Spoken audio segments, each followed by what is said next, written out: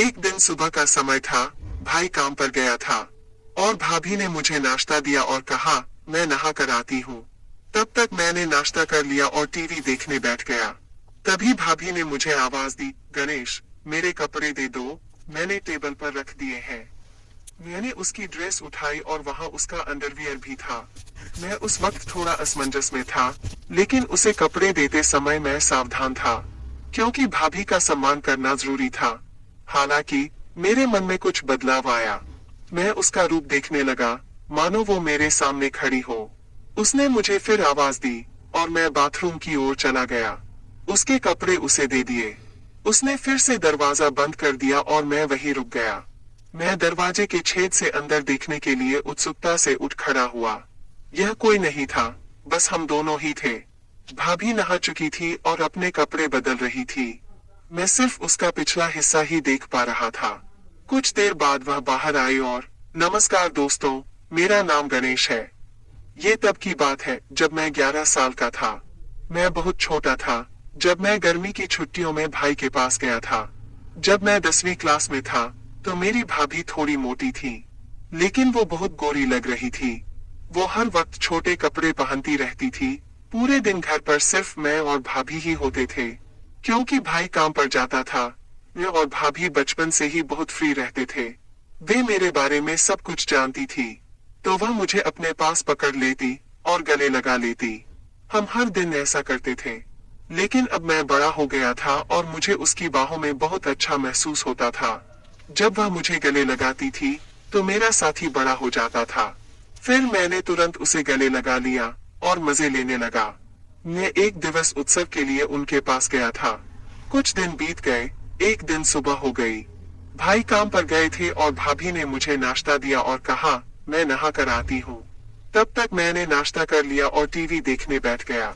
तभी भाभी ने मुझे आवाज दी, गणेश, मेरे कपड़े दे दो, मैंने टेबल पर रख दिए हैं। मैंने उसकी ड्रेस उठाई और वहां उसका अंडरवियर भी था।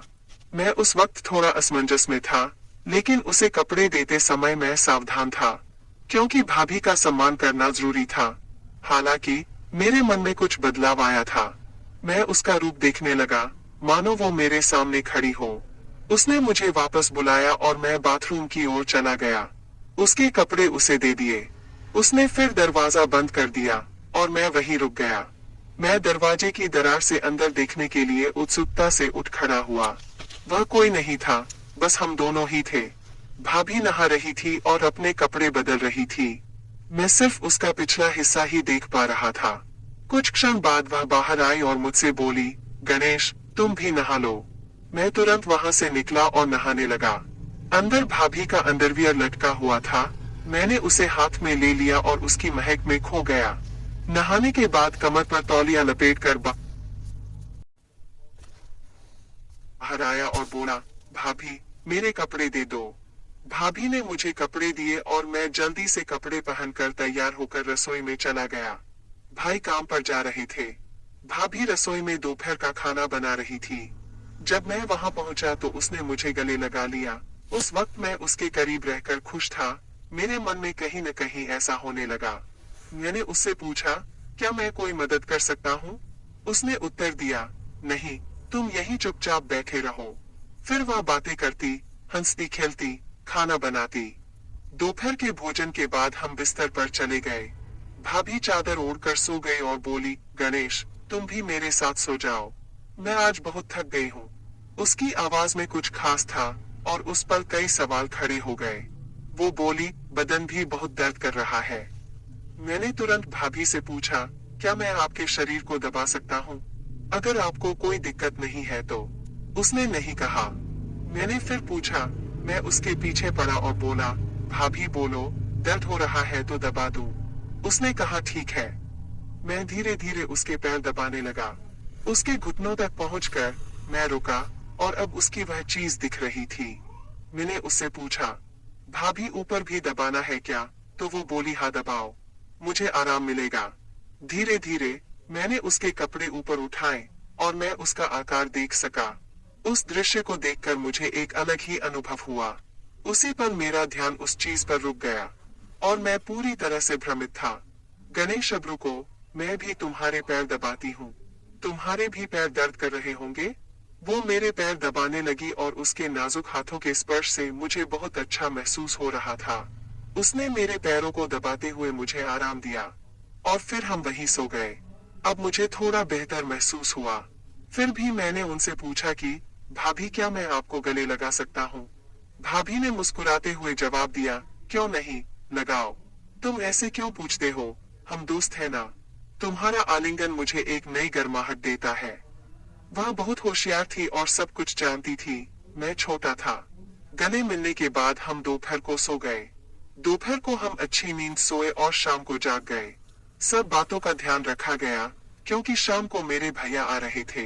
भैया काम से आए और हमने खाना खाया। भाभी ने कुछ खास पकवान बनाए थे, जिससे सबके चेहरे खिले हुए थे। वहाँ का पूरा माहौल खुशियों से भरा हुआ था। भाभी ने मेरे भाई के लिए बिस्तर नीचे हॉल में लगा दिया। उसके बाद मैं भाभी के साथ बिस्तर पर सो गया। चूंकि हम दोपहर में अच्छी नींद लेते थे, इसलिए हमें रात में नींद नहीं आती थी। रात के 2 बजे थे, फिर भी मुझे नींद नहीं आ रही थी। भाभी एक करवट से दूसरे करवट पर सो रही थी, लेकिन उसे भी नींद नहीं आ रही थी। कमरे में एक छोटा सा लाल बल्ब जल रहा था और बाकी कमरा अंधेरे में डूबा हुआ था। उस शांत वातावरण में हमारे मन में विचारों की लहरें दौड़ रही थीं। एक दूसरे के करीब होने के कारण उस पल का रहस्य हमारे दिमाग में घूम रहा था। मियाँ और भाभी अंधेरे में जाग रहे थे। उसने मुझसे कहा, शांत रहो गणेश, शोर मत करो, सुबह के 3 बजे है। और फिर वो सो गई। सुबह हम देर से उठे। भैया उसे जगाने आए और बोले, जल्दी उठो, मैं काम पर जा रहा हूँ। हम उसकी आवाज सुनकर जाग गए और कुछ ही देर में नहाकर तरोताजा हो गए। भाभी ने मेरे लिए कुछ खास व्यंजन बनाए थे, ताकि हमारे दिन की शुरुआत अच्छी हो।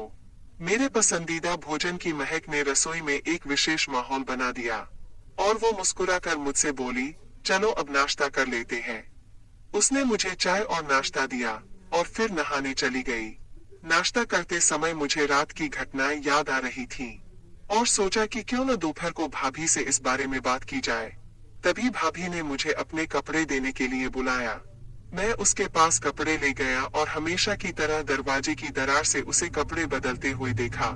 नहाने के बाद भाभी खाना बना रही थी। मैंने उससे पूछा, भाभी खाना हुआ क्या?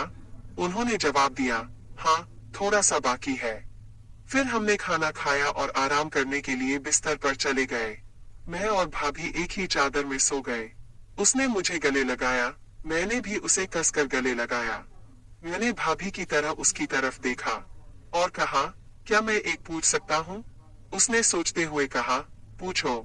मैंने आगे कहा, भाभी, रात को पति पत्नी क्या करते हैं? भाभी ने मुस्कुराकर जवाब दिया, कुछ नहीं करते। फिर बोली, पति पत्नी जो करते हैं वही करते हैं। जब तुम बड़े हो जाओगे या शादी कर लोगे तब तुम्हें समझ आएगा। लेकिन फिर भी तुम्हें बताती हूँ, पति और पत्नियां वही करते हैं जो जानवर करते हैं। उस दिन कुत्ता और कुतिया जो करते थे, वैसा ही पति पत्नी करते हैं। मैंने उनसे पूछा, अरे भाभी, ये क्या सिर्फ पति पत्नी के लिए है? उसने जवाब दिया, नहीं, कोई भी कर सकता है, लेकिन इसे निजी रखना महत्वपूर्ण है। यह एक रहस्य है। अगर किसी को पता चल गया तो बड़ी बदनामी हो सकती है। मैंने थोड़ा आश्चर्य से पूछा, क्या ऐसा हो सकता है? उसके बाद मैंने विषय बदलते हुए कहा, भाभी, क्या आज हम कोई नई चीज कर सकते हैं? क्योंकि आज मुझे नींद नहीं आ रही है। तो वो मुस्कुराकर बोली, कोई बात नहीं, चलो ऐसे ही लेटे रहते हैं। फिर हम गले मिले। मैंने उन्हें कसकर पकड़ लिया और कहा, भाभी आप भी मुझे कसकर गले लगा लो। वो तुरंत मेरी बाहों में आ गई। फिर एक अनोखा जादू हुआ। उस क्षण मुझे एक अपूर्व आनंद की अनुभूति हुई। हमारे हाथ एक दूसरे के चारों ओर घूम रहे थे और बीच में उन मधुर क्षणों में हमें बहुत विशेष महसूस हुआ। हम एक दूसरे की बाहों में खो गए। मेरा साथी सख्त हो रहा था और मुझे बाथरूम जाना था। मैंने भाभी से कहा, भाभी, मुझे बाथरूम जाना है। उसने भी मुझसे कहा, चलो मुझे भी जाना है। हम दोनों एक साथ बाथरूम गए। फिर मैंने मन में ठान लिया कि भाभी को अपने साथी के दर्शन दिखाऊंगा। भाभी बाथरूम में जाकर बाहर आई और फिर मैं अंदर चला गया और भाभी से बोला, भाभी, मेरी संवेदनशील जगह पर थोड़ा दर्द हो रहा है। उसने कहा, क्या हुआ? मैंने कहा, जगह बहुत तंग है। वो बोली, ठीक है दिखाओ। मैंने तुरंत चेन नीचे कर दी और अपने साथी को दिखाया। वो बोली, कहाँ दर्द होता है? मैंने कहा, आगे हल्की सी जलन होती है। उसने कहा, अरे तुमने मिर्च खाई थी क्या? फिर वो तेल लेकर आई और बोली, इसे लगाओ। मैंने कहा, तुम लगाओ, मुझे बहुत जलन हो रही है। वह मुस्कुराई और बोली, ठीक है, अच्छे से सो जाओ, फिर जलन नहीं होगी। उसकी आवाज में एक मिठास थी जो मुझे शांत कर रही थी। फिर मैंने कंबल लिया और मुझसे पूछा, गणेश, क्या तुम्हारा दर्द बंद हो गया? मैंने कहा, हाँ।